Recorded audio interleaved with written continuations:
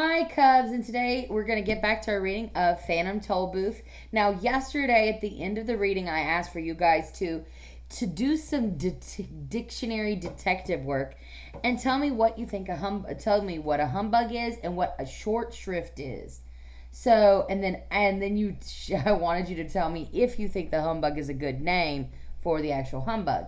So many of you, Srivatsa, Sarvanch, Nishvita, Caden, Tanish, Mason, Trinity, Diley, Shreya, Louisa.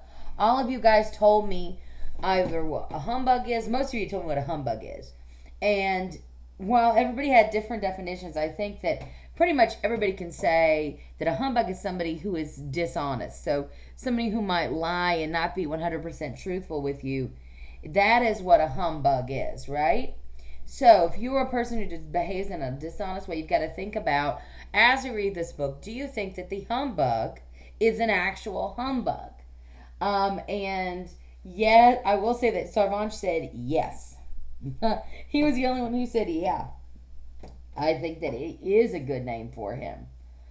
So there's that. So we'll see as we go through the book. Do we think that he is a person who is kind of not 100% truthful? Is he a little bit on the shady side, the humbug?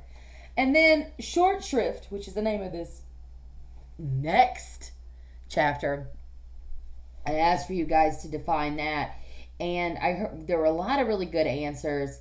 Caden's answer, which means she says little or no consideration. I think that part is important.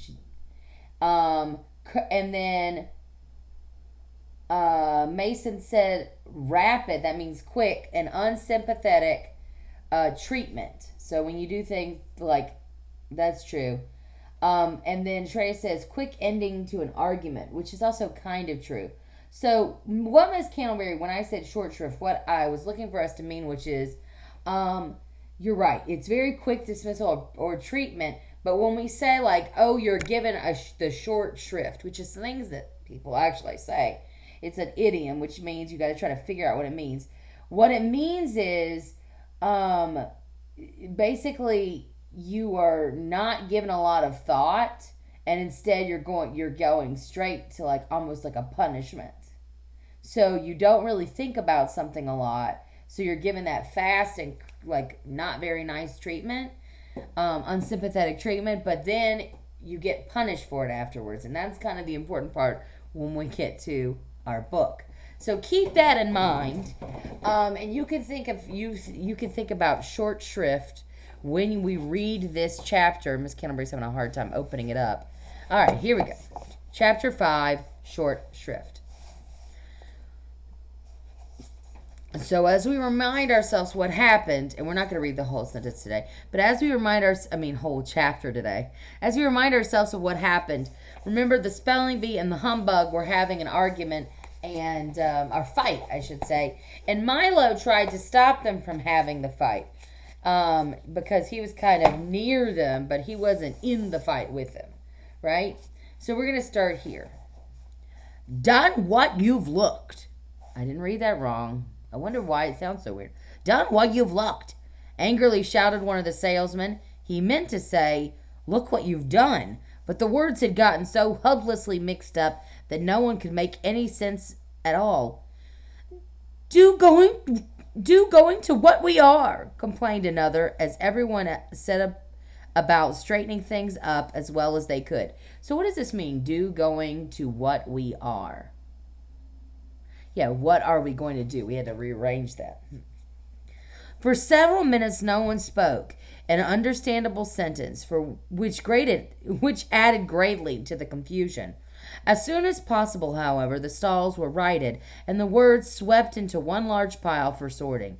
The spelling bee, who was quite upset by the whole affair, had flown off in a huff, and just as Milo had gotten to his feet, the entire police force of Dictionopolis appeared, loudly blowing his whistle. So how many people, before we start, are on Dictionopolis's police force? Yeah, one, because it said his whistle, right? "Now we'll get to the bottom of this," he heard someone say. "Here comes Officer Shrift." So the officer's name is Shrift. Striding across the square was the shortest, oh, get it? Short shrift, policeman Milo had ever seen. He was scarcely 2 feet tall, almost twice as wide, and he wore a blue uniform with a white belt and gloves, a peaked cap, and a very fierce expression. He continued blowing the whistle until his face was beet red, stopping only long enough to shout, "You're guilty, you're guilty," at everyone he passed. Pause. So, his name is Shrift, and he's short, so he is a short shrift. But listen, he's telling, as he's going by people, what is he telling them? You're guilty, you're guilty. So he's also already giving people the short shrift, right? That kind of treatment. So he is a short shrift, and he's giving the short shrift. "You're guilty, you're guilty," at everyone he passed. "I've never seen somebody so guilty," he said as he reached Milo. Then turning to Talk, who was still ringing loudly, he said, "Turn off that dog. It's disrespectful to sound your alarm in the presence of a policeman." He made a careful note of that in his black book and strode up and down, his hands clasped behind his back, surveying the wreckage in the marketplace. "Very pretty, very pretty." He scowled. Oh, didn't say. So scowled is not a nice thing, right? Do that with your face. Can you scowl? Oh, I hope you gave a good scowl. Miss Candleberry would give you a scowl, but I realized that I don't have my little picture right here. Maybe we'll have to start doing that. So that's right. Very mean looking face. "Very pretty, very pretty," he scowled. "Who's responsible for all this? Speak up, or I'll arrest the lot of you." There was a long silence. Since hardly anybody had actually seen what happened, no one spoke.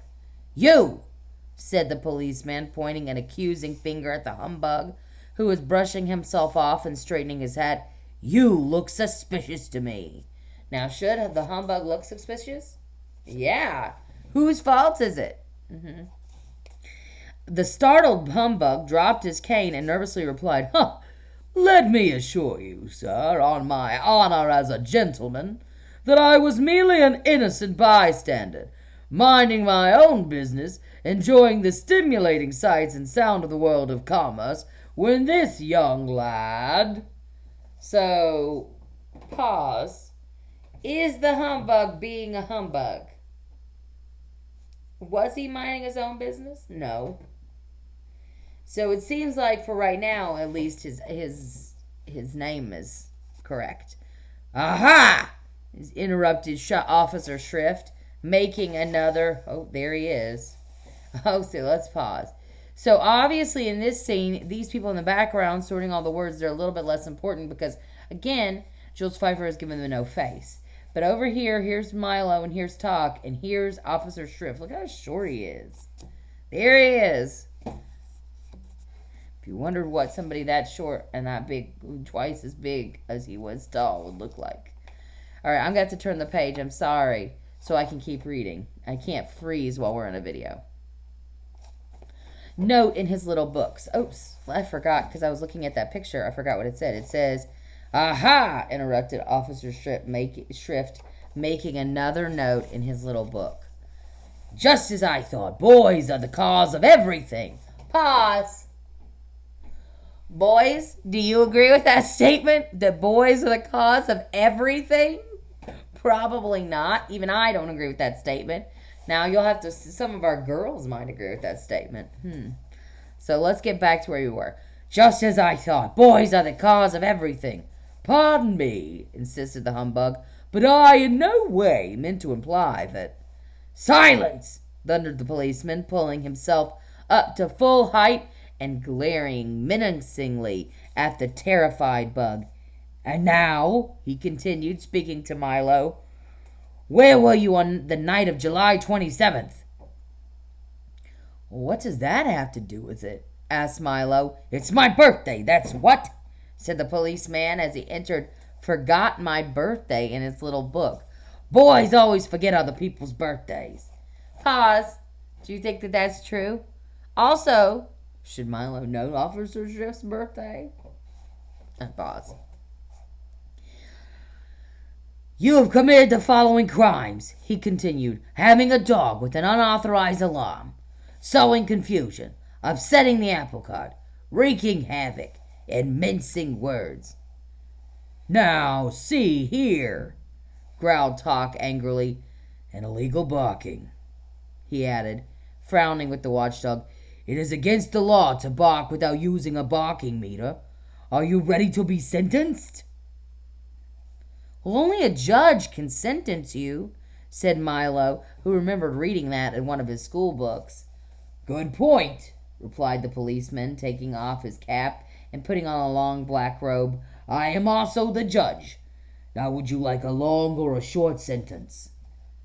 A short one, if you please, said Milo. Now, usually pause when we say short sentence. That means you won't have to be in jail for very long, right? That's what that means, just so you know. Good, said the judge.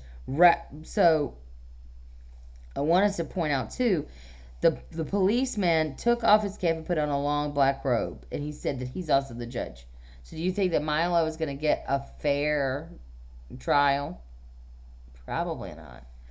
Here you go. Good, said the judge, rapping his gavel 3 times. I always have trouble remembering the long ones. How about I am? That's the shortest sentence I know. So what do you think about that? He, instead of giving a sentence that someone would get, that meant that they should go to jail, he's giving them an actual sentence, right?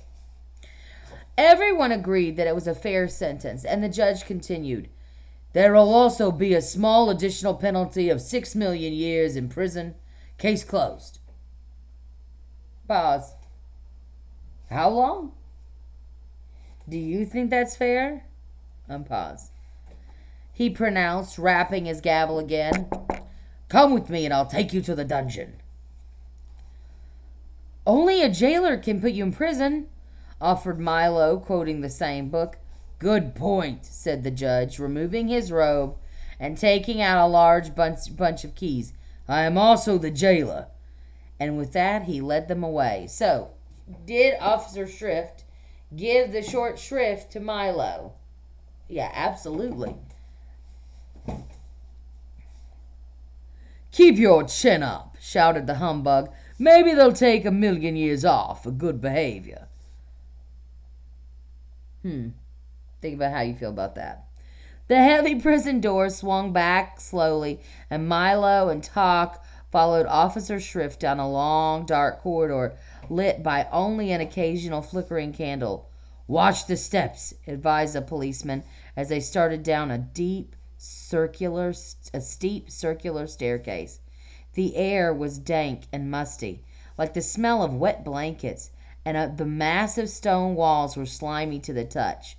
Down and down they went until they arrived at another door even heavier and stronger looking than the first. A cobweb brushed against Milo's face, and he shuddered. You'll find it quite pleasant here, chuckled the policeman as he slid the bolt back and pushed the door open with a screech and a squeak. Not much company, but you can always have a chat with the witch. The witch? Trembled Milo. Yes, she's been in here for a long time, he said, starting along another corridor. So we're going to kind of see what it looks like, and this is kind of where we're going to stop. All right, we're going to stop here. It's good enough places, anyway. And you can kind of see what it looks like as they're going down this staircase. So, I want to know in the comments section today, and we'll see what happens in the rest of the sentence when Milo is in jail. We'll see what happens. I want to see, do you agree with Officer Shrift? The boys are the cause of everything. It'll be an interesting thing. I think that everybody is pretty nice about things. But you can also see, if you tell me if you think that the Humbug and Short Shrift are good names for these characters. All right? Thank you for listening to me, friends.